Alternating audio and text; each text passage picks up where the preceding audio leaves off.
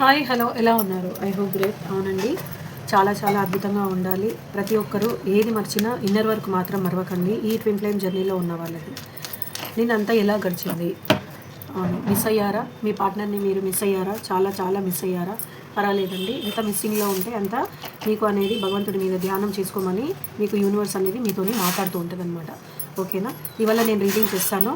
మీ మనసులో వ్యక్తి నైట్ మొత్తము ఇప్పుడు కూడా కరెంట్గా కూడా మీ గురించి ఏం ఆలోచిస్తున్నారు అనేది మనం తెలుసుకుందాం. మీ మనసులో వ్యక్తి పేరు 3 టైమ్స్ మీరు 3 సార్లు తలుచుకోండి. తన రూపాన్ని విజువలైజ్ చేసుకోండి. తీసుకున్నారా? అవునండి, రూపం మాత్రం అసలు మర్చిపోలేము కదా.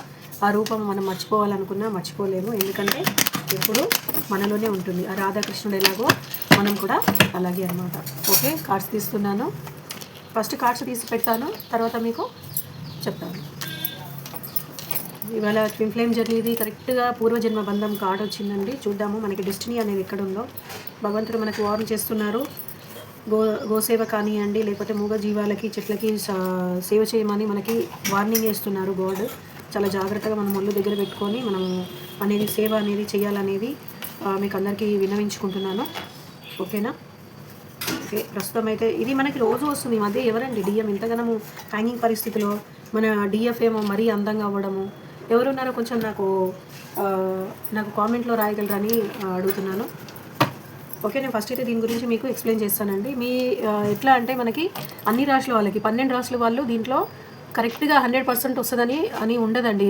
నాకు కామెంట్లో ఒక సిస్టర్ రాశారు, అక్క మీరు చెప్పినట్టుగా నాకు అంటే డిఎంతోని యూనియన్ అవ్వలేదు అని రాశారు. కాకపోతే చూడండి అమ్మా, మీరు దీంట్లో ఏంటంటే మీ రాశితోని మీ పార్ట్నరు మీతోని స్పెషల్గా మీరు తీసుకున్నది అయితే అది మీకు రిజిగ్నేట్ అవుతుంది.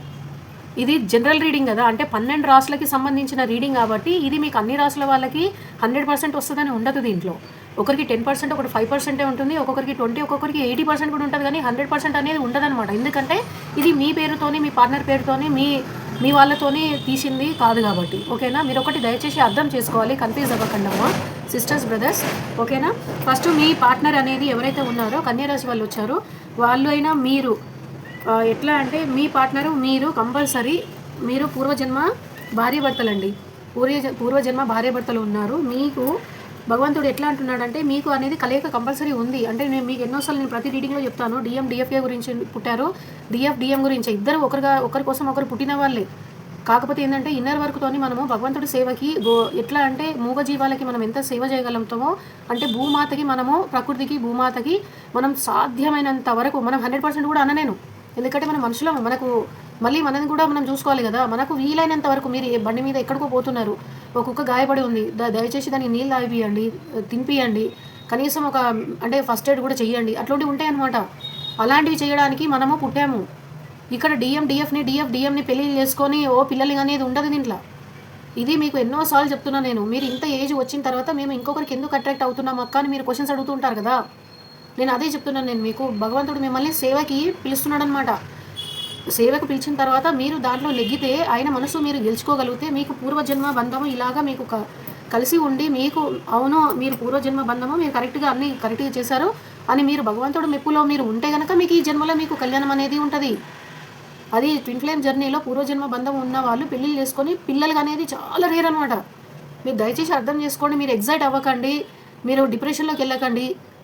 సిస్టర్ నిన్న మీరు కామెంట్ రాశారు, చాలా బాధ అనిపించిందమ్మా. మీరు దయచేసి ధైర్యంగా ఉండాలి. అక్క మీరు చెప్పారు యూనియన్ అవుతుందని, యూనియన్ అవ్వలేదు, మీరు రీడింగ్ ఎట్లా నాకు అవ్వట్లేదు అంటే అది మనం స్పెషల్ రీడింగ్ కాదు కదా. మీ పార్ట్నర్ పేరుతో మీ పేరుతో తీసింది కాదు కాబట్టి అది 100% రాదు.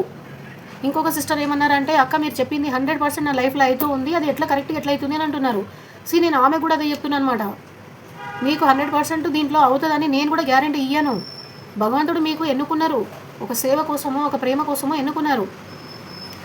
మీరు ఒకరి గురించి ఒకరి ప్రేమ కోసం తప్పిస్తున్నారు. ఎందుకు అంటే మూగజీవాలు మీకోసము తప్పిస్తున్నారనమాట. సేవ కోసం తప్పిస్తున్నారు. మీ ప్రేమ కావాలి, తపస్సు కావాలా, మీ ఆదరణ కావాలని భగవంతుడు మిమ్మల్ని ఎన్నుకుంటున్నాడు. మీరు ఆ పరీక్షలో నెగ్గండి. ఆ నెగ్గిన తర్వాత మీకు అనేది పర్ఫెక్ట్గా అనేది యూనియన్ జరుగుతుంది.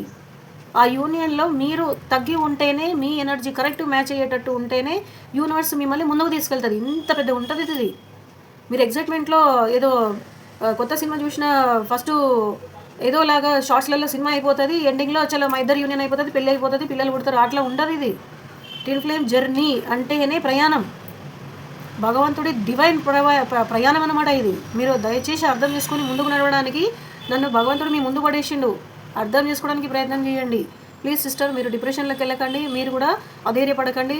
సిస్టర్ ఎవరికైతే యూనియన్ అవుతుందో దయచేసి మీరు కామ్గా ఉండి మీ యూనియన్ అనేది యూనివర్స్కి, మీ ప్రియమైన దేవుడికి అప్పగించి తర్వాత మీట్ అవ్వండి.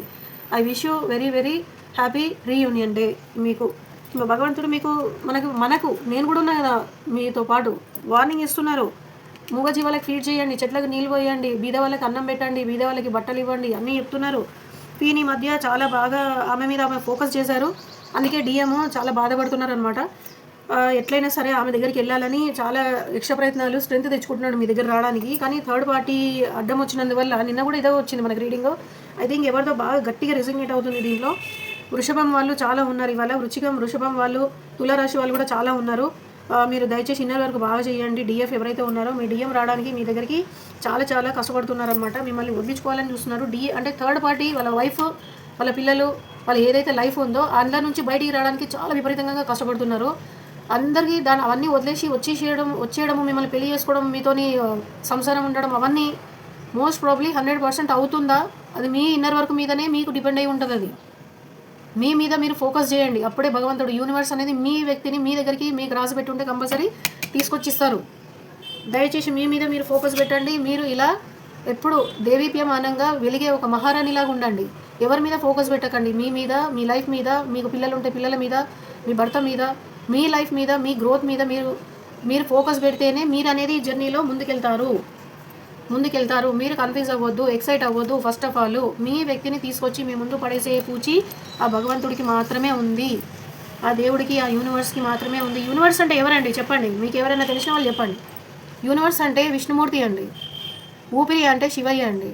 ఆ ఊపిరి తీసేది పోసేది అని మన పెద్దవాళ్ళు కూడా అంటారు కదా, ఆయననే అనమాట.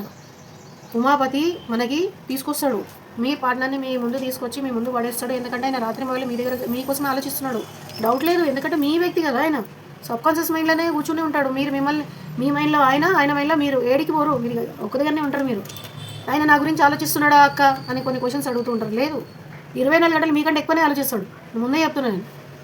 డిఎం అనేది లేడీస్లో కూడా ఉంటారు, చాలామంది జెంట్స్ ఉన్నారు దాంట్లో. డిఎఫ్లో బ్రదర్స్ మీరు ఏం బాధపడకండి, మీ దగ్గర రావడానికి పూర్తి వరకు డిఎం అనేది చాలా స్ట్రగ్లింగ్లో ఉన్నారు. ఆయన పరిస్థితి బాగాలేదు, ఆమె పరిస్థితి బాగాలేదు. ఓకేనా, జస్టిస్ అనేది ఉంది. నెక్స్ట్ కార్డ్ ఏమొస్తుందో చూద్దాం. చూడండి, ఇంకా స్ట్రగ్లింగ్లోనే ఉన్నాడు. దీనికి యూనివర్స్ మీకు ఏమి ఆన్సర్ దొరుకుతుంది చెప్పండి, మీకు ఏం దొరుకుతుంది? మీకు ఏమని వార్నింగ్ ఇచ్చిండ్రు భగవంతుడు?